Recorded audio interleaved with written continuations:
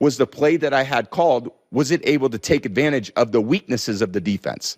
And if it couldn't, then I was supposed to get to a play that would. And what's the defense doing, and how can we beat the defense on every single play? And then we'd come out of the game.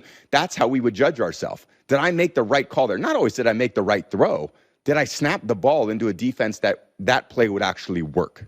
We're not going to snap the ball into, let's say there's a safety blitzing off the right side, and I got to run right at the right side, and I know that nobody can block him. I'm not going to snap the ball and run it into the strong safety blitzing and tackle our running back 4 yards in the backfield. I would hope that I would have never snapped the ball into a bad defense. Give him the tools so that when he gets to the line of scrimmage and he sees blitz, okay, if they're blitzing me, these are the two protections I can use when they blitz. These are the 2 or 3 routes that I can signal to my receivers that can beat the blitz.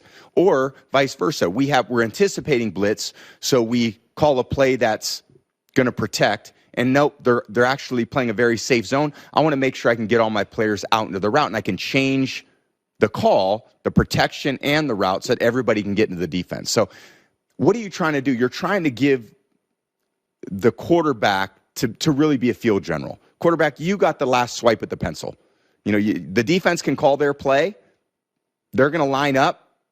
Offense calls a play in the huddle. They walk to the line of scrimmage. Defense calls a play.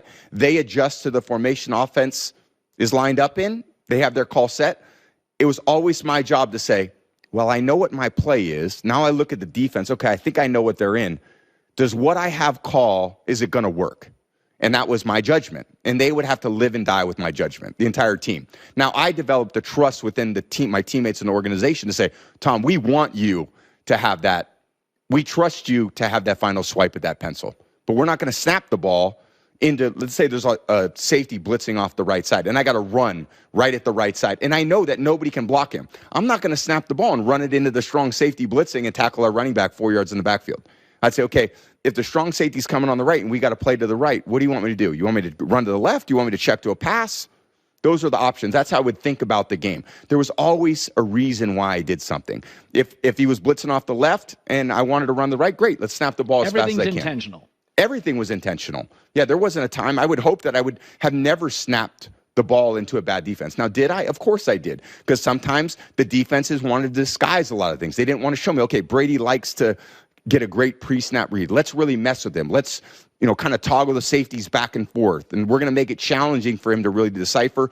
Buffalo, when I played Buffalo, they wouldn't move until after the ball was snapped. So if the safety was coming down on the left or on the right, they were going to do it after the snap all the time.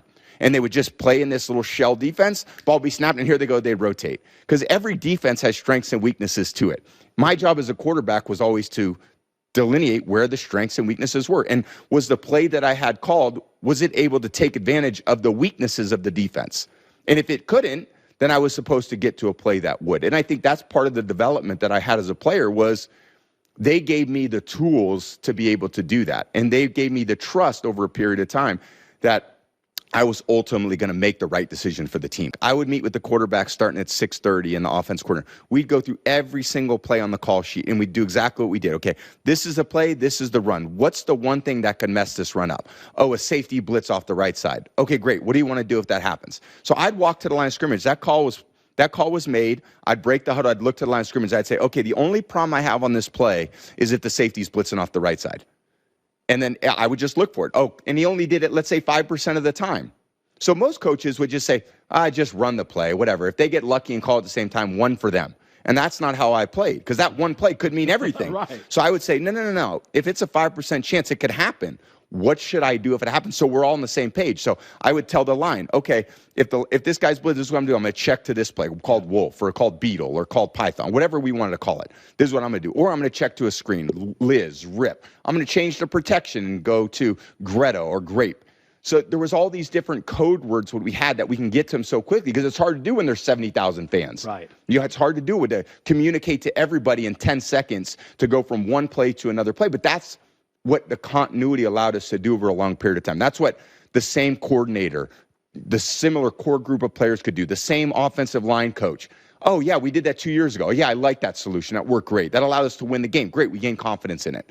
So that continuity that we had with all of us allowed us to succeed in those little small percentage chances that they did something or made a call that could beat what we were doing. And I think so much that's what the beautiful part about the sport is. That's the chess game in football. It's not checkers. It's not soccer where everything's reaction. It's not hockey. Fluid. It's not basketball. Right. They're all set pieces. There's a play. And when I looked at the real field generals when I played growing up well, that was John Elway, Dan Marino. Then you got to the Peyton Mannings and Drew Brees and Phillip Rivers. Like, that's all we tried to do. We tried to say, what's the defense doing and how can we beat the defense on every single play? And then we'd come out of the game. That's how we would judge ourselves. Did I make the right call there? Not always did I make the right throw. Did I snap the ball into a defense that play would actually work?